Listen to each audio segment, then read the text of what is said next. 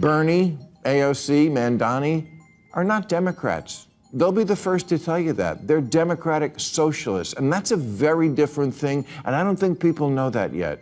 I don't think people realize we already have a lot of socialism. With his trademark humor and sharp commentary, Bill Maher takes aim at Bernie Sanders and AOC, highlighting how their headline-grabbing strategies end up backfiring in unexpected ways. James Carville knew how to win, and he blamed the Democratic losses this November 2nd on stupid wokeness. To which AOC fired back that wokeness is a term almost exclusively used by older people these days. So that should tell you all you need to know. What? This is a term folks like you brought out very recently and had been proudly displaying at every march since. Just last year, The Guardian declared woke the word of our era. I guess they didn't get the memo from the Mean Girls Club. We don't use that emoji anymore. Woke, please, we say fetch now. Bernie Sanders still appears to be holding on to his White House hopes, while AOC remains careful about revealing her long-term plans, even as speculation about a possible run continues to grow. Yet despite the attention and excitement surrounding them, their momentum keeps hitting a wall. That's where Bill Maher steps in, breaking down why their political playbook keeps falling short.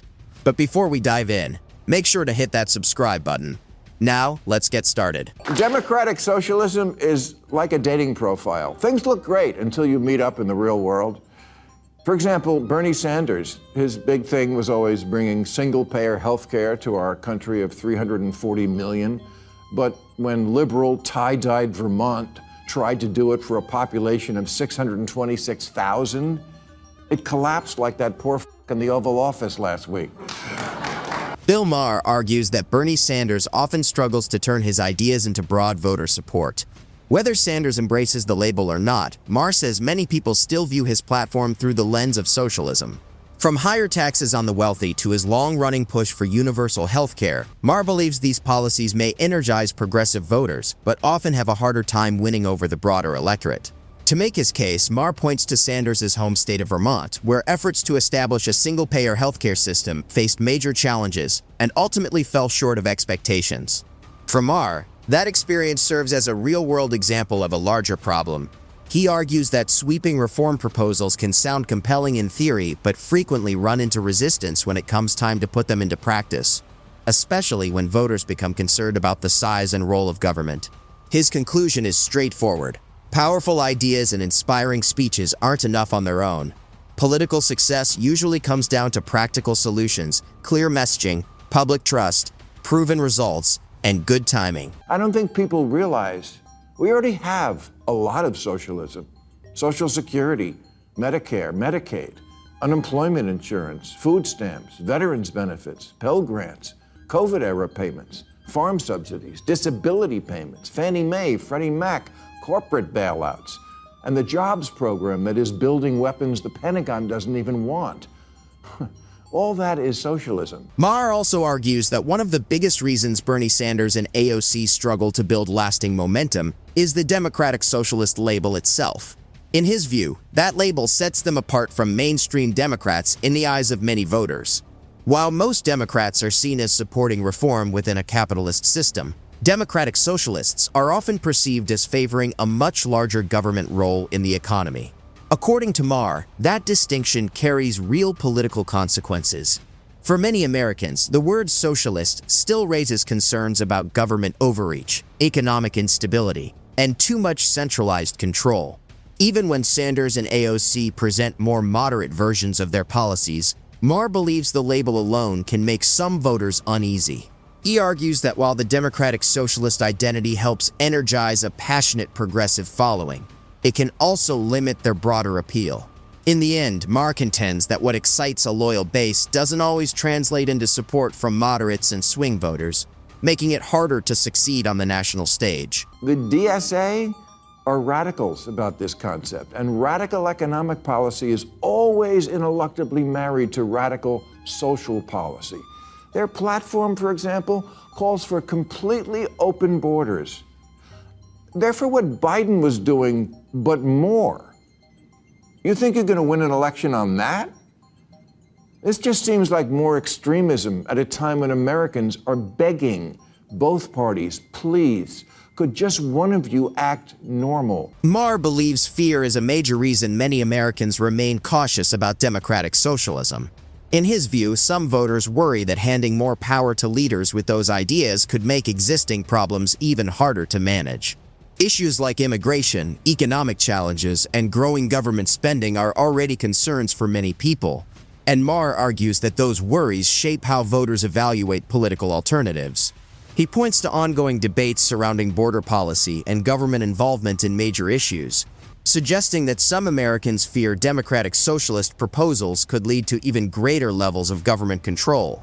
As a result, voters who may be frustrated with current leadership sometimes see it as the safer option when compared with more sweeping reforms. Maher uses this contrast to explain why figures like Bernie Sanders and AOC often struggle to expand their support beyond their progressive base. According to him, the obstacle isn't necessarily strong opposition to every idea they promote. Instead, it's a lingering concern among many voters that large-scale changes could bring unintended consequences that affect the country as a whole. It's either defund the police or military in the streets. Either MAGA's crypto crony capitalism or city-run grocery stores. No, I don't want that. I want a Democrat who reassures me if you like your Whole Foods, you can keep your Whole Foods. Maher is pretty clear about where he stands. He supports capitalism, seeing it as a system that gives people the freedom to shape their own lives, make their own choices, and live with the results, good or bad. In his view, that structure encourages innovation, rewards hard work, and strengthens personal responsibility by letting people build their future without too much government control. For many Americans, that idea connects closely with the American dream, a belief that anyone can succeed, no matter where they start, through effort, creativity, and persistence. From Maher's perspective, socialism challenges that ideal. He believes it can concentrate too much power, limit opportunity, and weaken ambition. So when he defends capitalism, he sees it as more than just an economic system. To him, it's about protecting freedom, accountability, and the ability for individuals to decide their own path. Governor-elect Spanberger once said about Biden's presidency that, quote, nobody elected him to be FDR. They elected him to be normal. Normal! You know, at this year's DSA convention, or as it's commonly known, Comic-Con, get this, you had to submit a photo of a negative COVID test to get in 2025. Yeah, no one wants to do that again. We've had enough of Trump's macho and also enough of politics. Here, Maher criticizes Bernie Sanders and Alexandria Ocasio-Cortez for what he sees as a lack of strong leadership and too much reliance on activist pressure. He argues that instead of stepping above the energy of the moment, they often lean into it. He points to their appearances at large fighting oligarchy rallies, where tens of thousands of progressive activists gather to speak out against corporate power and push a left-leaning agenda. According to Maher, Sanders and AOC sometimes end up echoing the crowd's slogans and frustrations rather than shaping a message that reaches beyond their core supporters. He also highlights moments where far-left groups at such events criticize them for not going far enough on issues like Israel and Palestine, leaving both politicians reacting to activist demands instead of clearly defining their own positions. In Maher's view, this approach weakens their broader appeal.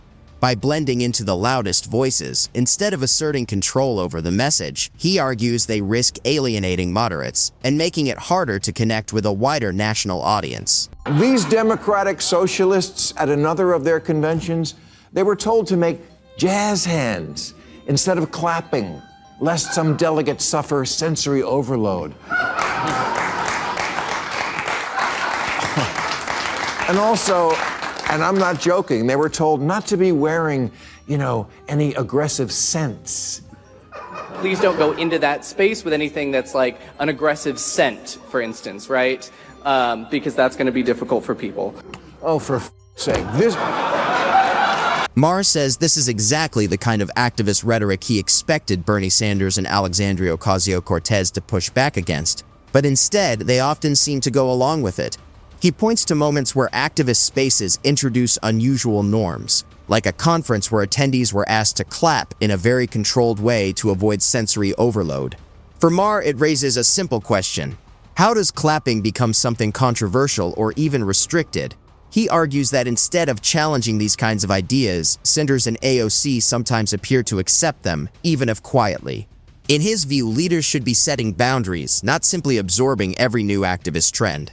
Maher believes that when they fail to do that, they risk confusing or alienating moderate voters who see this style of messaging as extreme or overly performative. This is who the Democrats are thinking of following. You know, Chuck Schumer ain't perfect, but at least he doesn't crumple into a heap when confronted with Chanel number 5. You may now clap in the traditional way.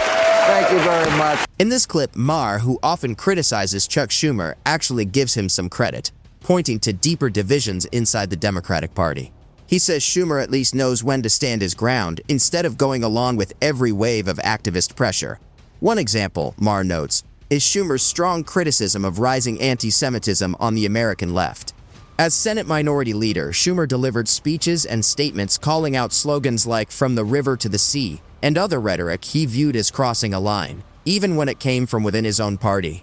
For Maher, this shows Schumer is willing to push back when he believes things have gone too far, setting him apart from activists who tend to downplay those concerns. Why is the party that supports so many issues that benefit the middle class still considered out of touch by 62% of Americans? In plain English, nobody likes a snob. Hillary Clinton didn't have anyone on rural research or outreach when she ran in 2016 until the race tightened just before the election. Then they hired one. And where was his office? Brooklyn. True story. Politics is local, not locally sourced. It's not artisan. It's art and stand. Maher argues that beyond simply following activist messaging, Democratic leadership has become disconnected from everyday Americans. Instead of focusing on practical issues like inflation, healthcare, and public safety, he says the party often prioritizes the loudest progressive voices. In his view, this comes at a cost. It can alienate moderates and voters who feel their concerns are being overlooked, leaving them frustrated and disengaged. Maher also criticizes what he sees as constant virtue signaling and attention to shifting activist trends, which he believes leads to more performance than real solutions. Ultimately, he argues that when ideology is placed above practical problem solving, Democrats risk losing touch with the broader electorate and failing to effectively represent the people they serve. James Carville knew how to win, and he blamed the Democratic losses this November 2nd on stupid wokeness, to which AOC fired back that wokeness is a term almost exclusively used by older people these days. So that should tell you all you need to know. What? This is a term folks like you brought out very recently and had been proudly displaying at every march since.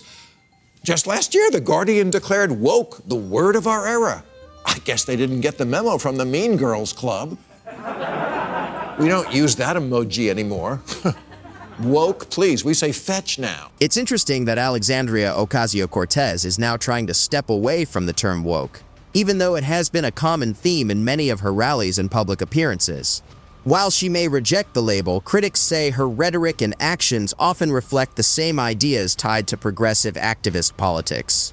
Maher argues that she frequently aligns with activist-driven messaging, from supporting progressive policies to embracing identity-focused and symbolic gestures. In his view, this creates a gap between how she describes herself and how she is seen by others. As a result, even if she pushes back on the label, her political image remains closely connected to the broader activist movement. That's it for today's video. If you enjoyed it, don't forget to like and subscribe for more content like this. Thanks for watching.